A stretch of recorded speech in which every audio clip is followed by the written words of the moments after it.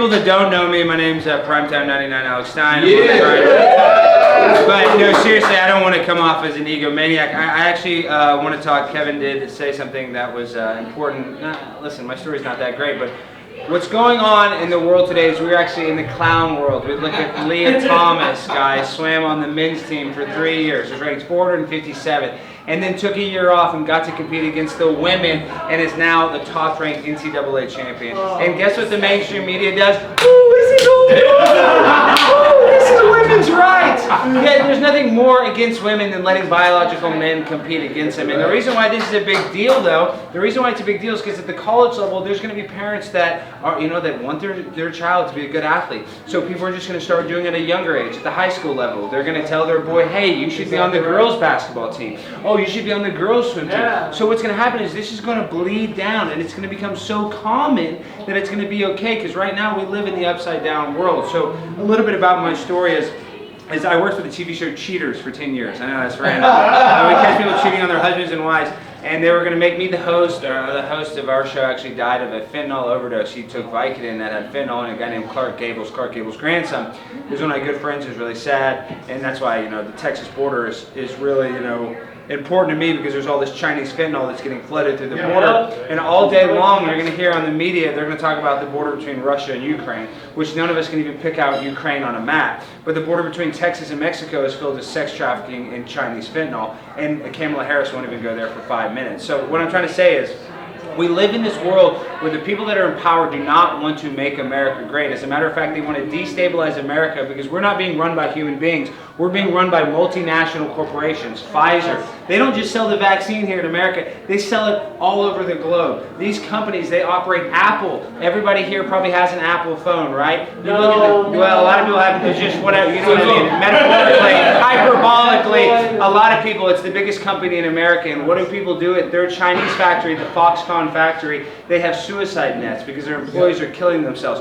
Why? Because they could never produce that phone here in America. So they get legislation that makes it okay for them to outsource all of our jobs, all of the economy greatness that we could have here in America. They outsource it. So they want to weaken our country. So my point being, because we live in a world where they want to destabilize America. So at the beginning of the pandemic, I would go and I would talk about how terrible everything's happening. A lot of these the lockdowns were not based in science. You look at the states that locked down the most, they had the worst cases of COVID. You look at the states like Florida and Texas that stayed open more, they had less cases. And then you look at places like Nigeria, where they give hydroxychloroquine naturally for, because they have like river, botrytis. They had some of the lowest levels of COVID. Yet if you go on YouTube, if you go on the internet and you say hydroxychloroquine is good, or you say ivermectin is good, you're literally going to get, deplatformed. And that's what's happening is free speech doesn't exist. Because on all these social media platforms, that is the town square. That's the public sector. Yeah, we can't go there and say anything that's against the mainstream narrative, because they will shut you down. So when I went and I spoke to the meetings were over Zoom, I was serious. I was like, these lockdowns are bull crap. I remember there was an 81-year-old guy, Rudy, and he stopped walking his dog by Bachman Lake, where I would walk every day. I'd walk my dogs there too, because he didn't like to change his colostomy bag in the porta potties, because they actually closed the public bathrooms. So what I'm saying is, you guys all know this, we're all awake. We know that none of the restrictions they did in the lockdown actually stopped the spread of a virus. So I spoke earnestly. I was like, you guys are dumb, you're doing this, this is not based in science. And they looked at me like I was a tinfoil hat conspiracy theorist. Now they were right, I am, but that's neither here nor there. What I'm trying to say is, that wasn't very effective. What I realized was the most effective is to mock them back. They mock us. They use mockery to confuse us, to make us feel bad, to take away that special thing inside of us. That's why they want to make you think that we all got here with a big bang, we evolved from pond scum, and that our life doesn't matter. But really, that's not true. At one point, we had 8,000 grandparents that had to have sex at that exact time for us to even be here. It's not an accident. It's almost impossible for you guys to be here, but they want to make you feel like your life is just some sort of cosmic accident, because they want to control it. That's why they put guys like Anthony Fauci, our Lord and Savior, because if you don't believe in a God, you can make false idols like Anthony Fauci. So what I'm saying is, we're going through the worst psychological operation of all time right now. They're trying to take away that special thing within everything inside of you, in order to control you. They want to keep you in what is called a fight or flight state. Because when you're in that state of low vibrational energy, you can't see the forest for the tree that's right in front of your face. So that's how they control you. They use fear. It's called trauma-based mind control. So when I realized, when I try to break people out of the matrix, we have to use humor. Because when you turn on CNN, I know nobody here watches Brian Seltzer or Don Lemon. Don Lemon says white supremacy is our biggest problem, yet he's married to a white guy. Lori Lightfoot says white supremacy is our biggest problem, she's married to a white woman. So, you know, all these people, they're such hypocrites. But what I'm trying to say is when you look at CNN, you're going to see a death scroller. 600,000 deaths, 900,000 deaths. That's meant to scare you, to put you in a constant state of fear. And it works. It's very effective. And so we have to actually break out of that fake matrix. And the only way to do it is you can't shake a person and say, wake up, wake up. What I decided to start doing is what is called culture jamming. I took the worst parts of our culture and I jam it in your face. I try to jam it in your face as much as possible so you can't say, whoa, this is really how it is? Like, I'll go on my buddy Cassidy Campbell, who you think's funnier than me, debate. What I'm saying is, we do block walks, and we go and we talk to people, and we tell them about Beto's, you know, a lot of his platform, right? And you'll knock on somebody's door, and we're like pretending to be fake Beto supporters, and we'll say, hey, you know, are you into gender reassignment surgery for eight-year-olds? People are like, what? I didn't know that. And these people that are considering themselves liberal, because it's the Overton window. The left has gone so far left that basically we're almost all conservative now if you don't want to chop off a child's genitals at age 8. So this is where we're at, guys, is we have to wake people up by jamming their culture in their face, because there's a lot of people that are in the middle that think, oh, well, you know, being a liberal, that's progressive, you know, that's like, you know, you have the moral high ground. That's not where we're at. We know that that's not where we're at. We have terrible leaders like Beto O'Rourke that are running for governor. That's the last guy we need in there, because what are they going to do? They're only going to make the world worse. They actually, I know that sounds like conspiracy, they want to make the world a terrible place so that in the very near future, our children will run and plug into the Metaverse. They'll want to live in a fake digital world because our world here sucks so bad. They're going to say, oh, you're responsible for climate change, so why don't you plug into this computer, we'll hook something up to your genitals, and sex will feel... Seriously. And this sounds crazy, but they're going to say that they're going to be able to make you ejaculate with a computer that's indistinguishable from real life sex. And guess what? People are going to run into it. If you guys don't believe me, Google the article, the Metaverse, you know, having digital sex. So what's going to happen is they're going to make you feel guilty to even be alive. They're going to say you're causing climate change. The same people, Barack Obama bought a house in Martha's Vineyard, like 6 feet from the water.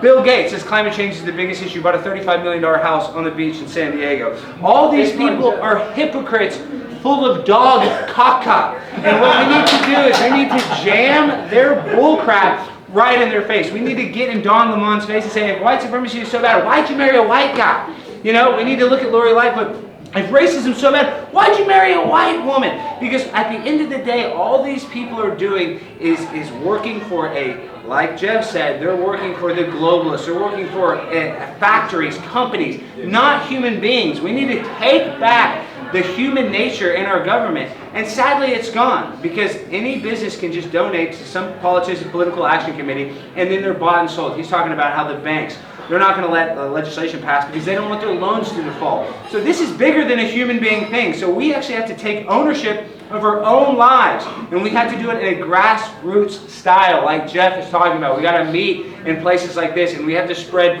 what I call good vibrational energy, because that's what they want to do. They want to divide us. They want to say, oh, you're wearing a mask, I'm anti-mask, so now we're fighting over a stupid mask, and we're not actually fighting the evil people that are making us fight.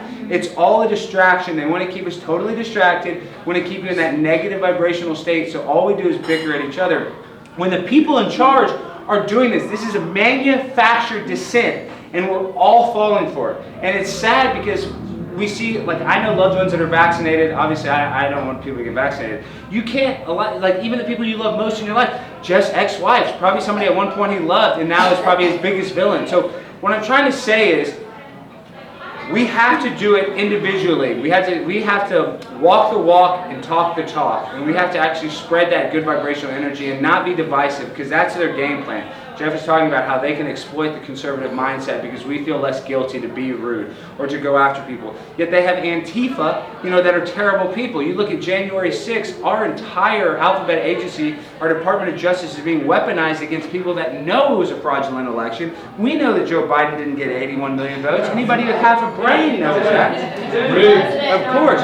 Of course. And so then, any person that went and protested that on January 6th now is facing long sentences. Not just some little slap in the wrist, but 10 to 20 years. They're throwing the book at them because they have weaponized our Department of Justice against the people that love our country the most, people that are willing to go fight or willing to go do something about it. So just think about that, guys. They do not want to get the people on the left that are asleep at the wheel that think transitioning a child is okay. They want to come after us because we're the ones that are going to stand up for ourselves. We're the ones that are going to go to the Capitol and say, this is messed up. We need to make changes. So we are all a target. We need to realize that. And we need to take ownership. And we got to fight fire with fire, like Jeff says. It is a culture war. We don't want to use the same evil tactics as these people. I don't know if Jeff might disagree with me on that because these people are so evil.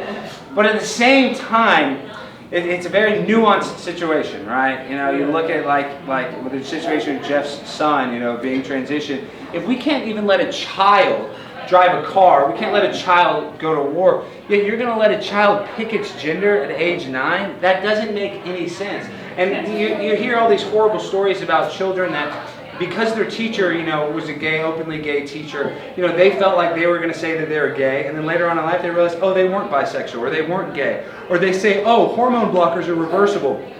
You can hear horror stories of people that took hormone blockers at 10 years old, they stopped at 18, and they still had the genitals of a 10-year-old. So this is serious, guys. They're letting children make decisions that have repercussions for the rest of their entire life. So we're not living in some, Leave It to Beaver land anymore, guys. We're not in that. We are in the upside down world. We are in the clown world. So we need to take their evil culture and jam it in their face. And for me, that's been the only effective tool in waking people up. And that's easier said than done because, like I said, most people are worried about their car bill. They're worried about their wife. They're worried about, whatever trauma-based mind control thing that they're, hearing on the news, like the war in Ukraine or whatever new thing it's going to be.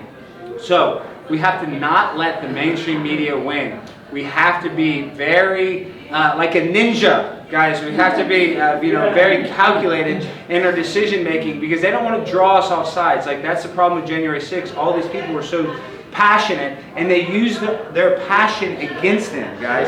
They weaponized our passion. So it's not enough just to be passionate. We have to be smart. We have to try to figure out and be calculating with what we do. And really, this is what's going to happen. Is we're in a battle of good versus evil, and it comes out of the Bible though. It comes out of the Bible, Genesis chapter 11, verse 9. You flip that, that's 9/11. But in that's the Tower of Babel. And in the story of the Tower of Babel, Nimrod wants to build a kingdom to heaven to go kill God. And what God did is He made them speak a bunch of different languages. They spoke 60 different languages, and the people couldn't communicate anymore. And they went about their separate ways. They broke off in tribes. So what they're doing today is they're trying to reverse engineer that plan. They're trying to get us under one ruler, one currency, one language. And when they do that, that will be Satan will be the ruler here on earth. But lucky for us, good will always win over evil. But it's not going to be easy. It's going to be 39 to 38, guys. It's going to be 21 to 20. It's going to be a tight game, for lack of a better metaphor. That's what we're fighting. That's what we're up against. We're literally up against the evil spirit of Satan.